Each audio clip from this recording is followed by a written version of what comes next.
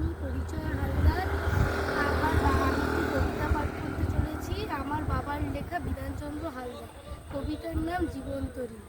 রক্তের মধ্যে যদি ঢেউ না থাকে, হৃৎপিণ্ড নিয়ে আমি কি করব বলো? বাতাসের মধ্যে যদি অক্সিজেন না থাকে, ফুসফুস নিয়ে আমি কি করব বলো? নৌকার নিশানা যদি ঠিক না থাকে, জীবন তরীর ভিতর কি করে সুখ পাবো বলো? দেহের মধ্যে যদি প্রাণ না থাকে, দেহহীন শরীর নিয়ে আমি কি করব বলো?